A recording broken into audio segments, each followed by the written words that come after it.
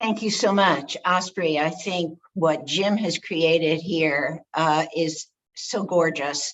This weaving of this conversation with what is actually going on there in Glasgow, and the way in which you define that space that you're in that is not a healing space, and how we are creating a healing space here outside the COP with our passion. And I resonate so much with the video that you shared with us at the opening of this series.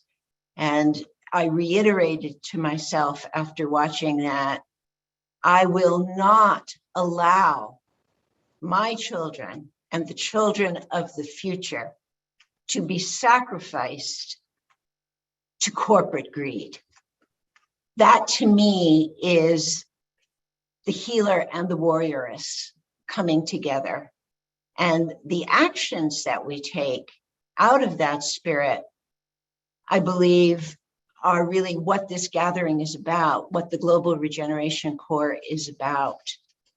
So thank you for bringing your voice from COP26, and I'm so glad that Jim signaled you to do that.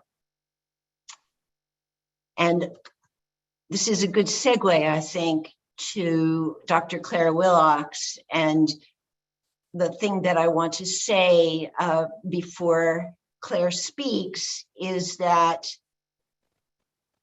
my perception as a neuroscientist is that consciousness is somatic. And in order for us to truly recommend, embody, and provide regenerative healthcare, we have to have actual applications that are physiological, that tap into the health consequences of climate crisis. That's what I'm developing in my library. That's what I hope to train regenerative healthcare practitioners to do. And Claire and I came together because we believe that biofield therapies and therapies that are attuned to people needing regenerative healthcare are available and easy to transmit, particularly during the crucial time of pregnancy and childbirth. And the magnitude of health consequences on every holistic level imaginable of the industrialization of the pre and perinatal time in our lives. So with that, I would like to introduce Dr. Claire Willocks. Thank you very much, Stephanie. Thank you. I'm so honoured to be part of this discussion, and what's come across to me so clearly is, and it's something we've discussed as well, is about the level of articulation and the language that everybody's used in the listening to Vandana, listening to Women Stand Shining, listening to yourself, Stephanie, the way that you can, I think there's flower, fruit, flower, and flourish. It's just the richness of the dialogue has been really, really beautiful. I'm also, like Osprey, I'm also in Glasgow just now. I live and I work in Glasgow, and it's really amazing that today is the Festival of Light. We just changed into our winter time on Sunday, so I actually realised that I would have been signing on an hour late if I hadn't double checked the time. And when we started this discussion today, I actually was in the light. It was a nice bright room, and we say in Glasgow about the nights are drawing in, so it's quite dark. But Shamini had said about, I think, being a return of light and leadership. So I'll come to Diwali first, because it's how can we stand in the darkness? How can we stand within? I work within the healthcare. I work within allopathic healthcare, and believe that everything is about energy. I believe that money is a form of energy. But how can we be in that darkness and yet know that there is a universal organizer, know that everything does come into balance. Today, is the Festival of Lights. Tomorrow, we'd also discussed it, tomorrow is Guy Fawkes Day. That's a day that they try to blow up the Houses of Parliament. So we do need disruptors in this world. We do need people to come and challenge the status quo. And we do need to get out of that matrix of fear, because fear is what controls us. Yes, we have a pandemic, but that pandemic is also there to up-level us. And it's given us a pregnant pause, which we're now coming out of, but it's given us all time, I think, to realise what is important in our lives. And I want to thank Jim for his beautiful opening to this this talk today. And I won't talk for too long, but beyond that, Dita had said that, where's a welcome? I was, where's the welcome? The welcome is missing. And that's where I think Stephanie and I share that passion, is like, where is that welcome to the beings that are going to be our future? What is the planet that we are leaving for for the generation that Aisha is bringing forward? Where is the sacredness of birth? And Osprey talked about, about the healing spaces. What kind of environment do we have in hospitals? Do we have access to water? Do we have access to beautiful food, to green spaces? How are we honouring rituals of childbirth? Stephanie brought in the grandmothers. So we're honouring the babies that are coming through, and really, really welcoming them as our future in all their diversity and all their wholeness. And how are we honouring our elders? How are we honouring our Indigenous wisdom bearers? And it's really, that's coming back to like honouring the cycles of life and death. How we come into the world often is how we come out. If we come in with struggle and resistance, are we going to struggle and resist as we leave? So it's honouring birth and death as most beautiful and sacred processes. I'm not here to, I can't here to preach to, I'm not here to preach to anybody, because I'm here to learn, and I'm here to be in partnership with everybody. And I'm so, so grateful that I'm on this panel and can be part of the discussion, and really not just see myself that I used to have, it's that struggle of being in duality and polarity. It's like there's a right and the wrong. And it's like, no, everything just is. And we're all here at this time to shine and to be leaders, and to hold the light and to do the best that we can. So I couldn't write I didn't write a paper for this event. And it was just like, well, actually just turn up and be authentically who you are. And I do believe that it's actually moving beyond duality, that honouring that, yes, women are shining the lights, but they're also birthing our future. They're birthing the men, and that we are here to support the men who are there to support us. And it's about about us coming together. So it's Mother Earth and Father Sky. And that knowing that if we hold that sacredness of birth, if we understand that energy is everything, and protecting that energy of birth, and by really nurturing those that are birthed by the mother and connecting with the mother in her greater self, I believe we do have a bright future that we can have the courage to believe in. And that's courage is with love, and that we lead in light and love, and in connection with each other. Another thing that Stephanie and I had spoken about was about red tents. There being red tents in every village and organisation, and I do believe it's following the lead from our Indigenous elders and leaders, by actually coming together in circle, knowing how powerful we can be in circles together, knowing that women and men coming together in circles and creating that third energy. It's not just about, yes, it's important that we all individuate and we all claim the light that we have in this, in this life that we have on Mother Earth, but that we come together, that we tap into that field, that amazing potential, that actually everything is everything's going to be okay. Everything is perfect. And if we claim that and come out of the darkness, everything, I believe, in my humble opinion, will be okay.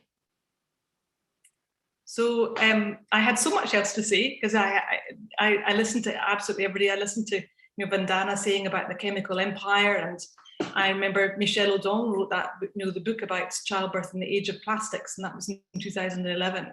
And we're still very much within that plastic, that age of plastics and chemicals within healthcare. But if for us to just come back to the simplicity, being grateful for the bodies that we have, for being grateful for the earth, for the air that we're breathing, for being grateful for the earth that we stand on, for hugging the trees, for connecting with the earth, and for connecting with Father Sky as well.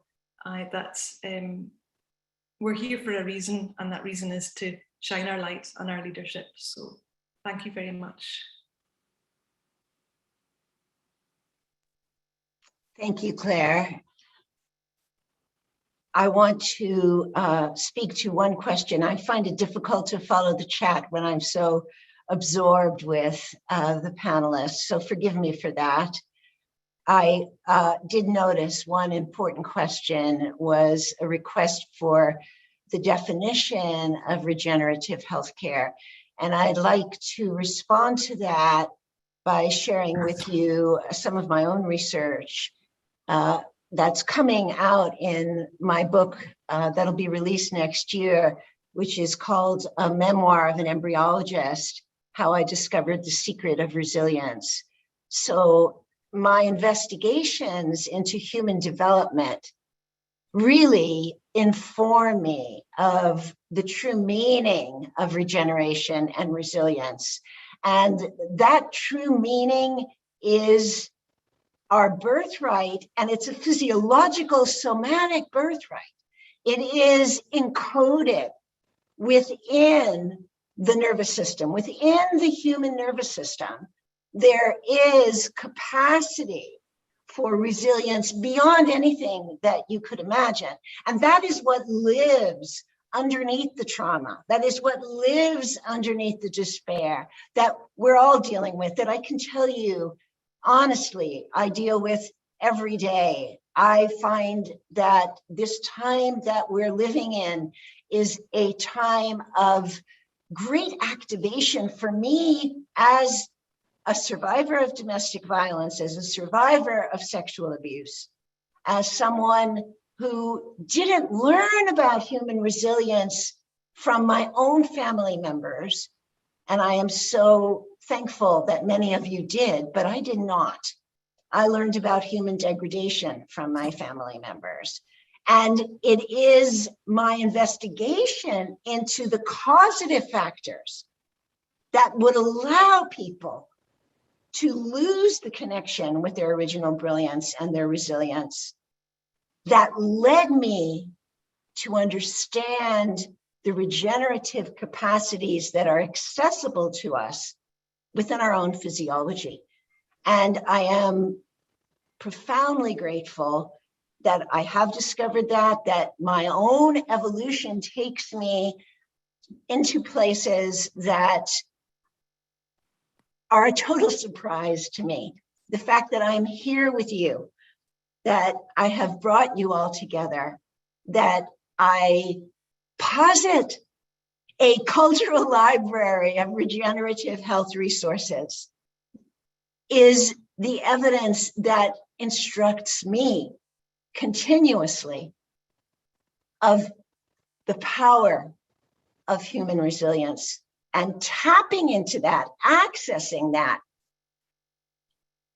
through awareness, through consciousness, through touch, through activating the biofields that are our birthright. That is regenerative health. And I completely believe in its fusion with the best of allopathy, with the best of neuroscience. But just as we must honor our Mother Earth, of whom we are an expression, just as we must listen to the voices of First Peoples, so must we listen to the truth of our original brilliance within our own nervous systems. So we're coming to the close of this incredible gathering. And I would actually like to close with some regenerative practices. I would like us as a regenerative community to integrate the magnitude of what has been transmitted here. I personally am deeply moved by every moment that we've shared together. And I'd like to suggest that we, either in seated or standing, bring the soles of our feet, into relationship with the earth beneath us. She who is bringing the essence of woman stands shining. I just want to keep saying, woman stands shining. Let the relationship with Mother Earth that brings woman stand shining forward in all of us resonate up through the soles of our feet, through the connective tissue of our bodies. The soil of our bodies is alive and receptive to the mother on whose flesh we stand, on whose being we depend. And let's feel that in the soles of our feet. And let the four corners of your feet wrap their tender, yearning structures around her body, so that you really feel her as she empowers us to be voices for our living earth.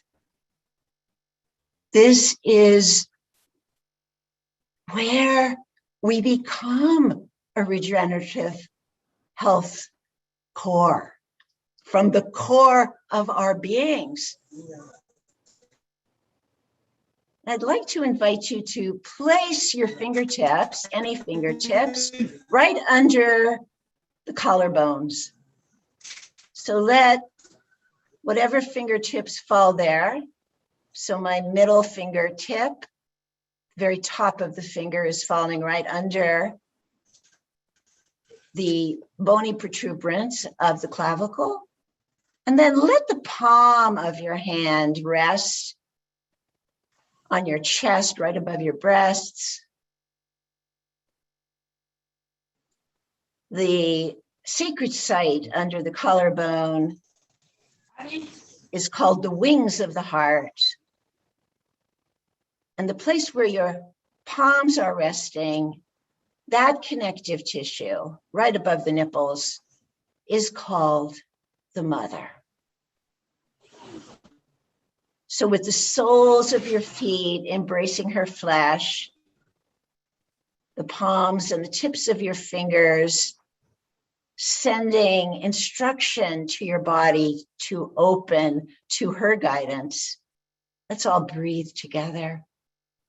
3 breaths of life with the exhalation twice as long as the inhalation.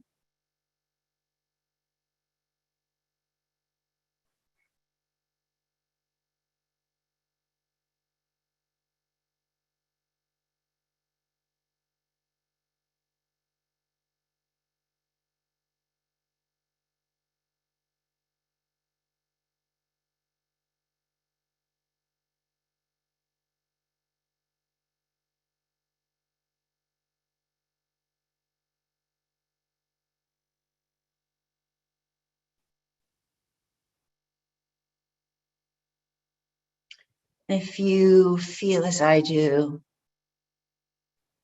heart opening, tears rising, let that empower you to be a voice for our living earth and to say, no, I will not let my children be sacrificed to corporate greed. No. I will find my original brilliance and voice my truth. And let's seal that by bringing the pads of all the fingers and the palms of the hands together, a gesture that's familiar, prayer, namaste, however you experience it and know it. If you allow just a slight pressure, that is an attunement of all of the biofields in your body, as well as all the other wonderful things this gesture does. It also attunes all your biofields simultaneously. So let that organic integration that is your birthright to find your alignment and your center. Feel it physiologically, feel it in every cell of your body.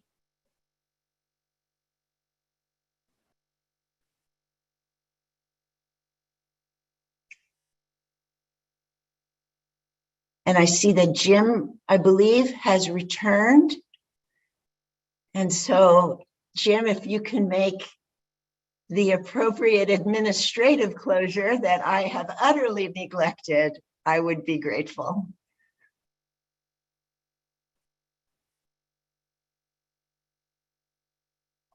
You're muted, Jim. Well, thank you, Stephanie. And thank you all for your forbearance as I've navigated from one city to another here in Northern California, trying to find internet and experiencing what it's like to be disrupted and yet gallantly trying to reconnect. So Stephanie, I've gotten most of the panel.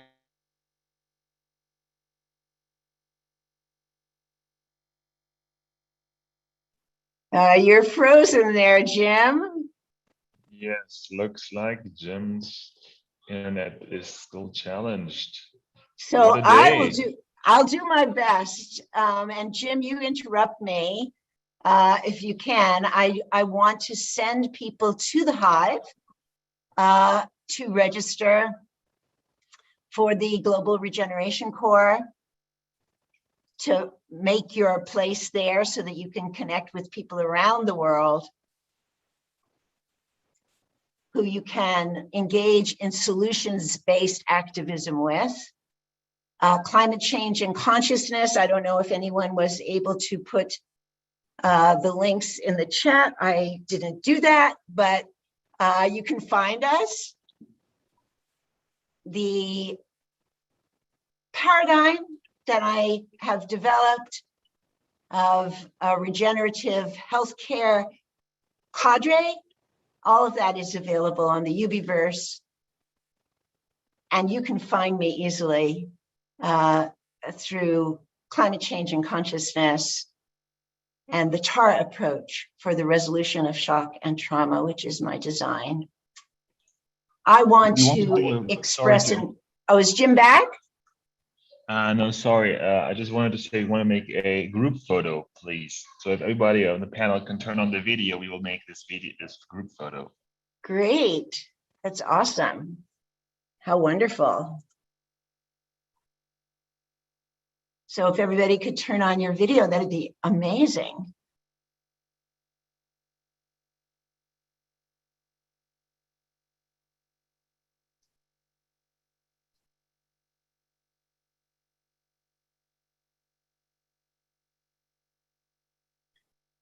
I am so delighted that this I believe may have been the first program that was available in simultaneous Spanish translation. That is of great significance to me. Spanish is the language of my heart, and my communities in Spanish-speaking countries will be so appreciative of this. And I want to say a special thank you to the youth of Sierra Leone. Not everyone got to speak. Aisha was your delegated spokesperson, but their videos are available on the Ubiverse. So we have videos from Yusuf and Alpha in which they share with you their projects, their courage in their communities in Sierra Leone. Please watch those. And if you want to support their actions, you can do that directly by contacting me. I'm so grateful that you were able to be here. And please, if you can, for just a moment, unmute and say a few words before we separate. Yusuf, Alpha.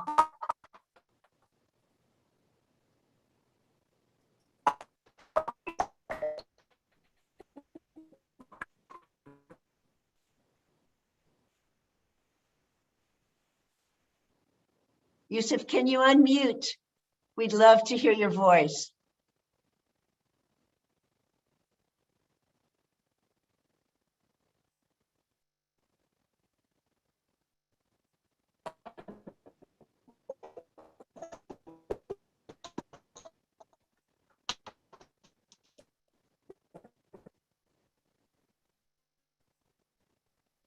Thank you so much for being with us.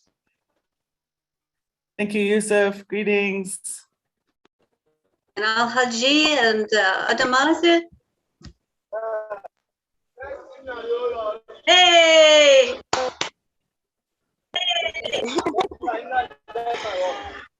Adama in Makeni with Alaji. Hello. Hi, hi.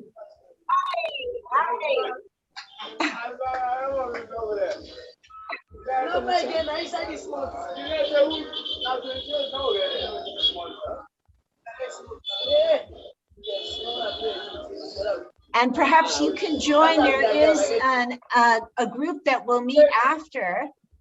And if the youth from Sierra Leone can attend, that would give them opportunity to speak more directly with other people.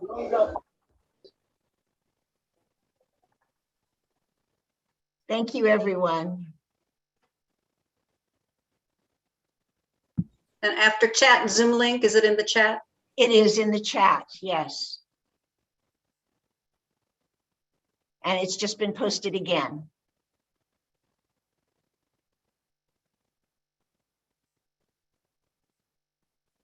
Thank you, everyone. Thank you. Special gratitude to our panelists, to the youth of Sierra Leone.